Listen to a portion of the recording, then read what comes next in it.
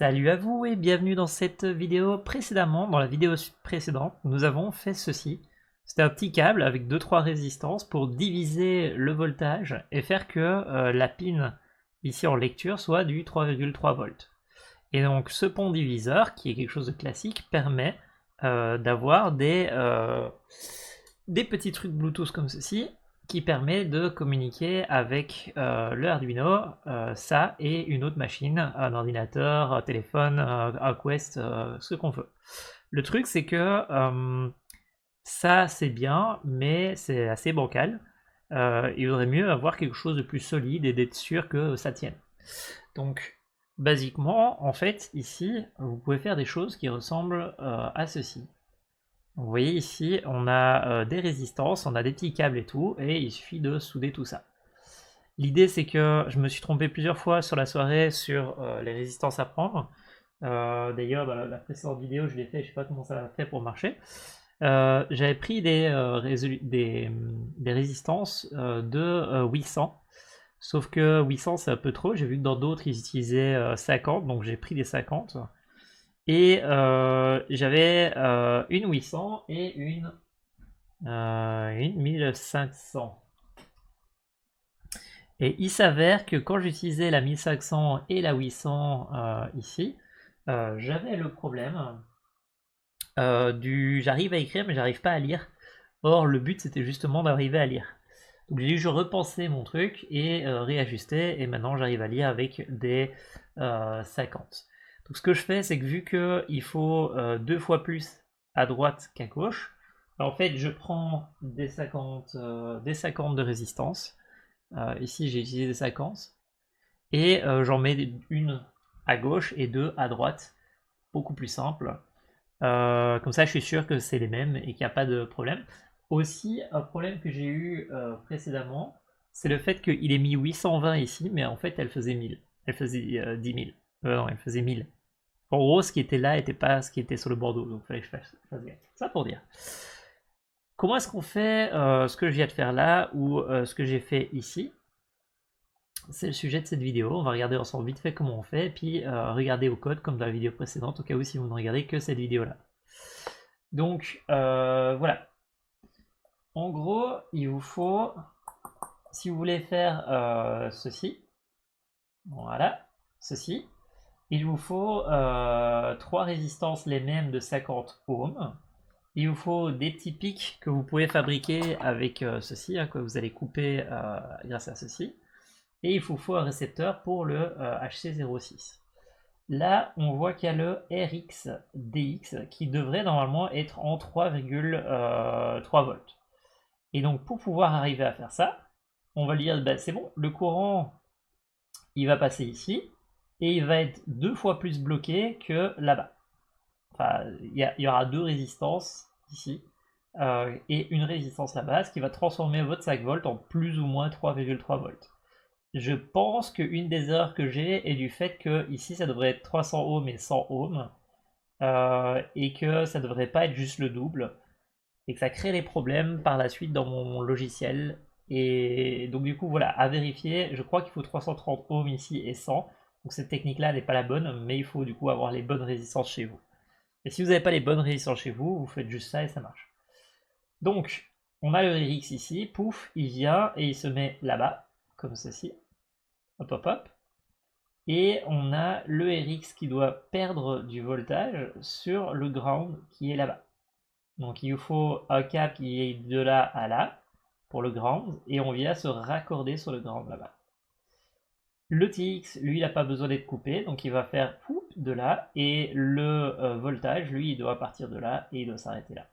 Donc basiquement, en fait, si on regarde à l'arrière, voilà, ici, on a pop pop pop le voltage. Attendez,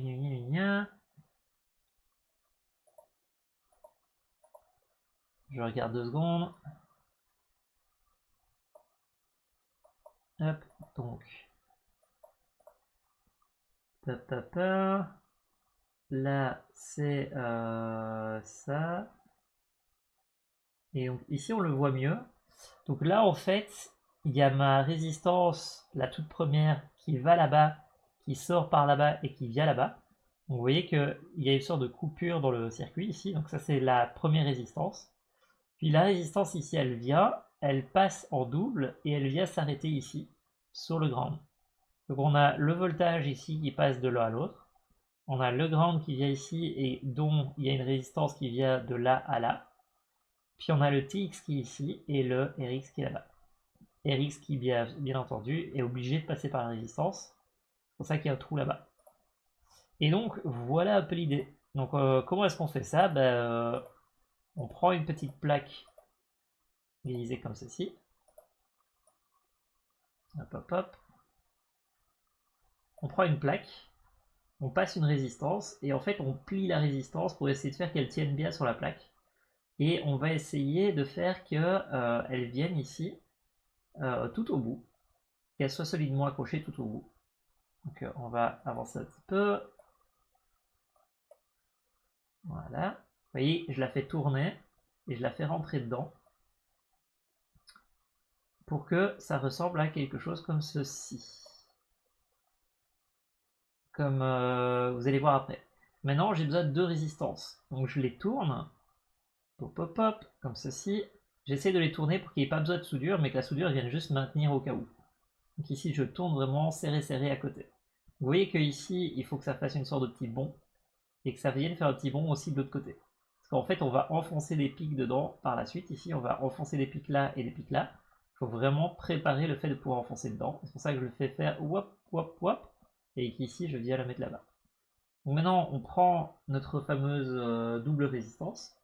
On met un pin au-dessus et l'autre pin 2 lignes plus loin pour le ground. Et que ici, 2 pins plus loin pour le ground. Hop, hop, hop. Et comme ça, on va pouvoir en fait maintenant plier tout ça. Hop, hop. Je regarde si il y a un endroit qui est plus parlant.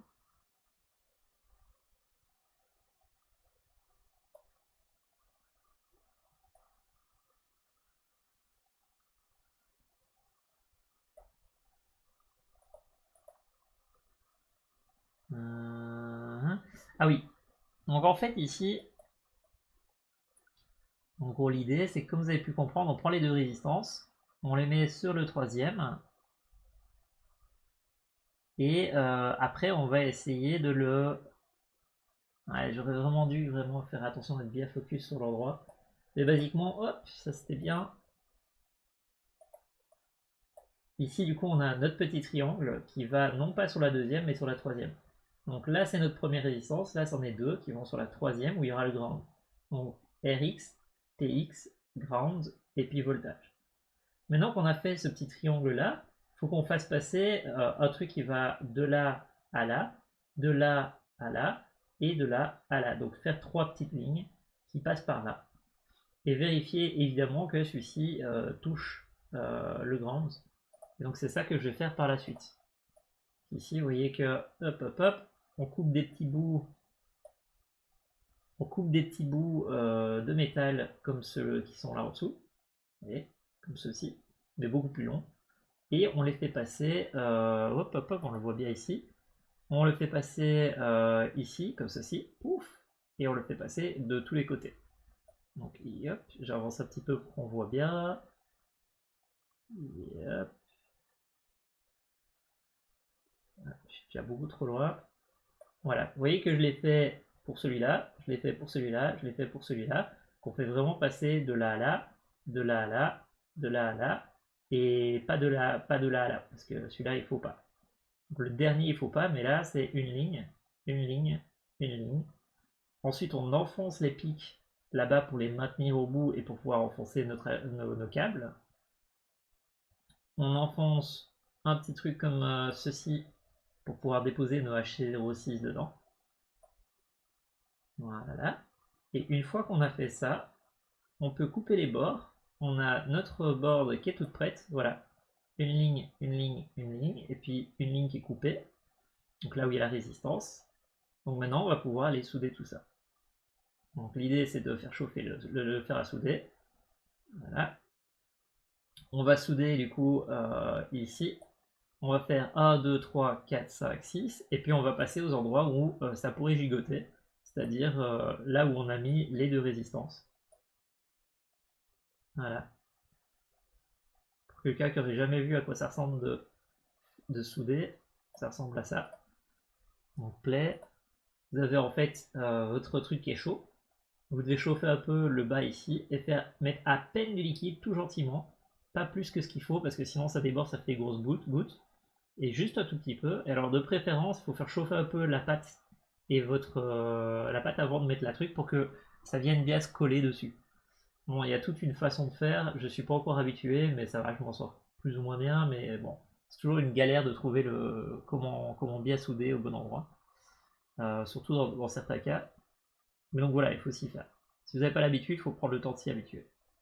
Et donc voilà, vous faites des petites soudures comme ça à tous les endroits. Puis vous soudez le dessus juste pour être sûr que ça s'en aille pas, vu que pour l'instant on a fait que tourner.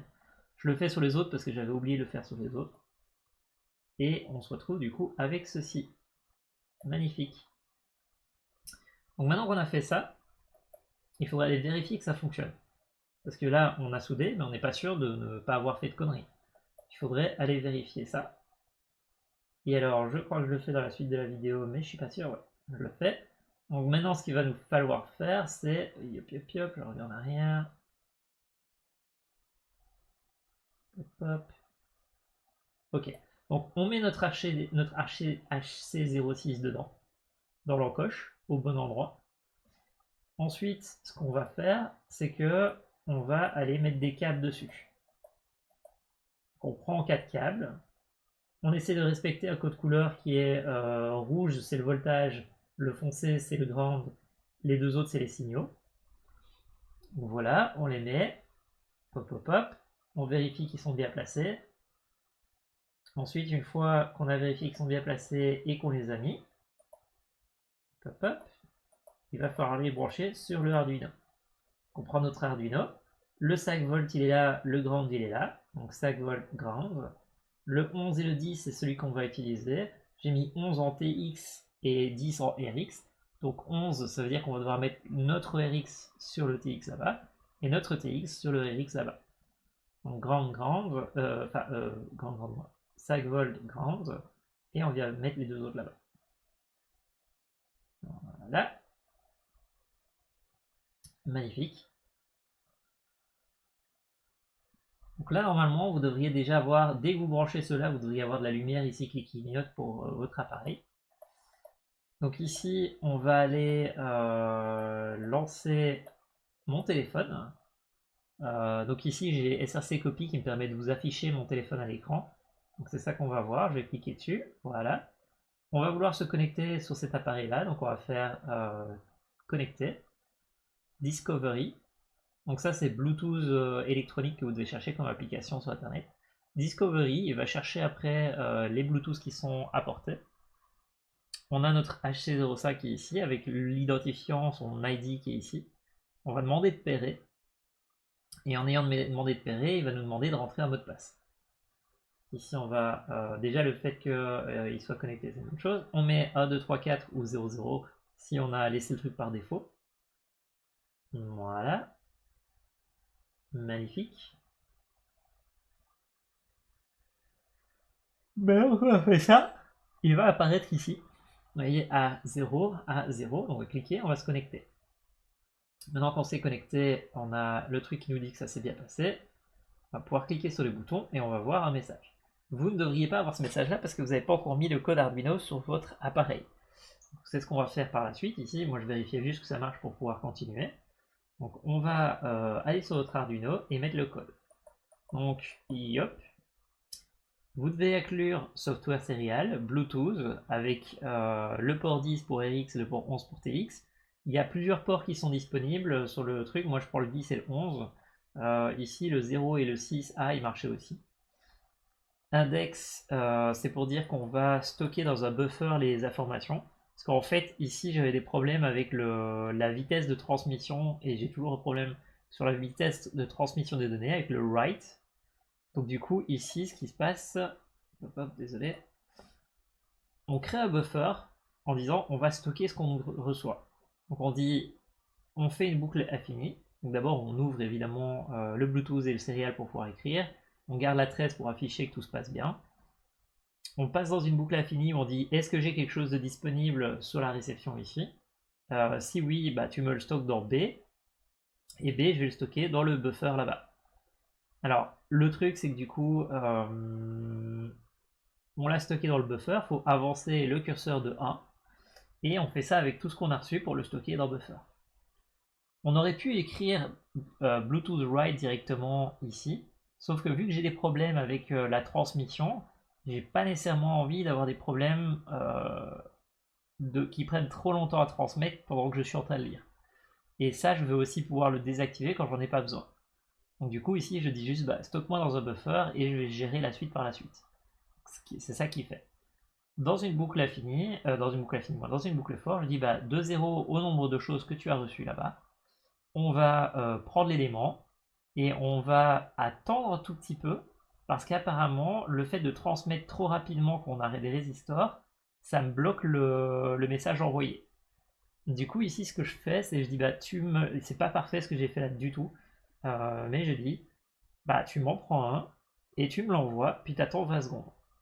Théoriquement, ce qu'il faudrait que je fasse, c'est que j'ai un timer et que je dis, bah, attends 20 secondes sans devoir attendre parce que sinon je perds du temps d'utilisation sur mon appareil. Donc, normalement, je ne devrais pas utiliser un délai, mais utiliser une sorte de compteur avec un temps, une classe, etc. pour éviter de perdre du temps. Bon, là, je n'ai pas fait ça. Puis ici, ce qui se passe, c'est que je dis juste, bah voilà, tu m'envoies mon byte, tu attends 20 millisecondes. Enfin, non. Tu prends le byte, tu attends 20 millisecondes, tu écris, ce qui veut dire que le prochain attendra 20 millisecondes, etc. etc. Tu affiches le texte juste pour dire, bah voilà ce qu'on a reçu et envoyé. Et tu switches la LED 13.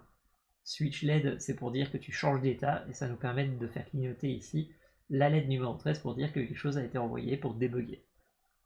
Et on passe la lettre 13 à high ou low en fonction du switch en booléen qui est là-bas. Donc voilà, basiquement, en fait, c'est juste un petit code tout con tout bête qui va lire les données, les stocker et les rediffuser juste après. Donc enlevez cette partie-là si vous voulez pas perdre du délai et que vous voulez faire que de la lecture.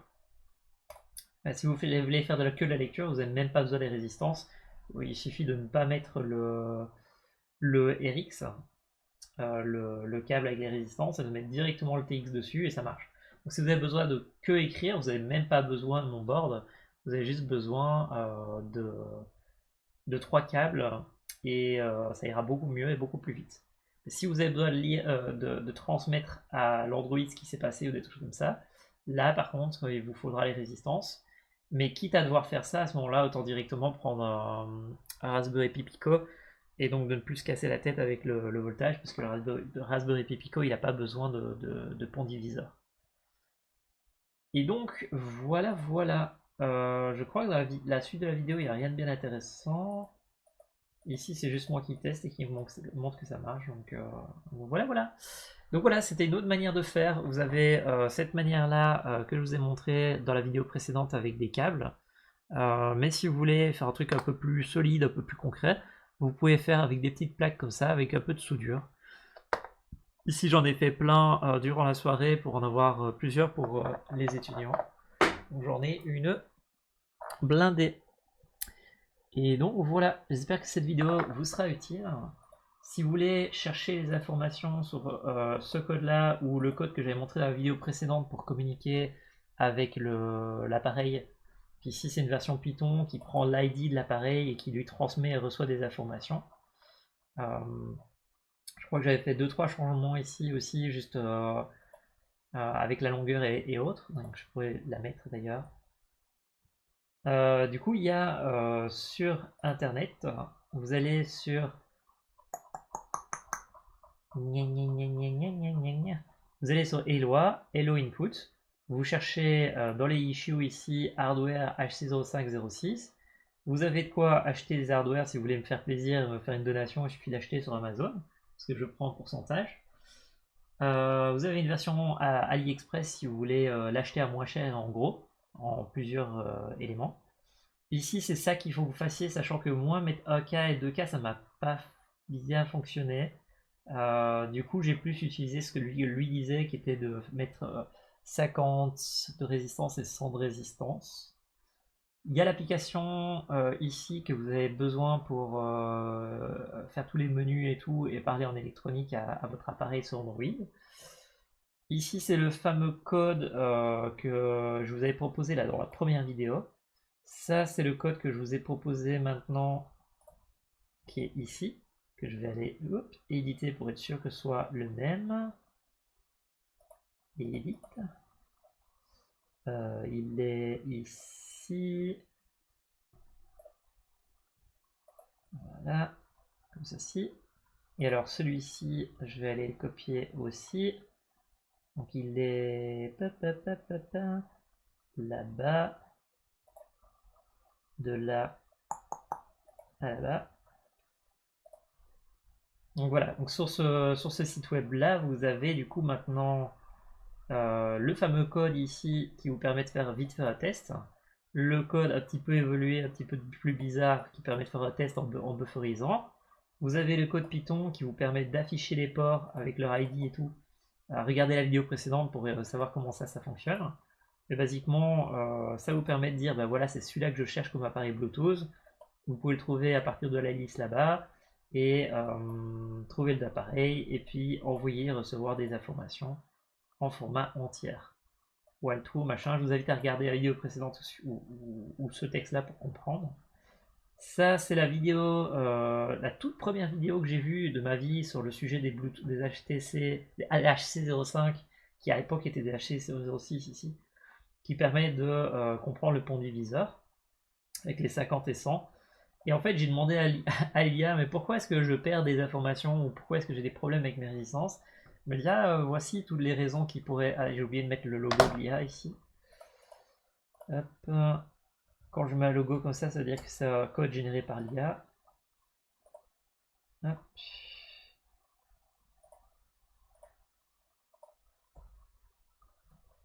Voilà. Donc l'IA me disait, bah, en fait, il est possible qu'il y ait tous ces problèmes, dont un des problèmes qui est les résistances qui ne seraient pas bien foutues, ici. Et en fait, lui, il me proposait de mettre les résistances en 100 et 330 ohms. Le problème, c'est que j'en ai pas dans mes réserves, donc il faut que j'en rachète. Et je suis pas garanti que ça va marcher. Mais après, d'après ce que lui il dit, ce serait 100 et 330 ohms. Ça me semble correct parce que dans le passé, il me semble que c'est ce que j'avais utilisé. Et donc voilà, peut-être que c'est mieux de mettre ces résistances-là plutôt que ce que je vous ai proposé la vidéo ou ce qui est affiché ici. Ça pour dire, j'espère que ça vous aura été utile et intéressant. Vous aurez vu 2-3 images sur la façon dont vous pouvez le faire. Faut réfléchir un peu, faut regarder les schémas. Faut vraiment regarder ce schéma-là, le comparer au vôtre et regarder ce schéma-là et le comparer au vôtre jusqu'à ce que vous ayez une structure avec vos petits câbles et les trucs. Moi, j'avais utilisé cette bobine-là qui est très fine pour aller faire tous les petits circuits. Ça s'achète assez facilement. C'est des boards. Hein. Et puis alors après c'est juste une question de souder, de prendre le temps de le faire quoi. Donc voilà. J'espère que cette vidéo vous sera utile et on se dit à la prochaine. Que le code soit avec vous. Ciao ciao.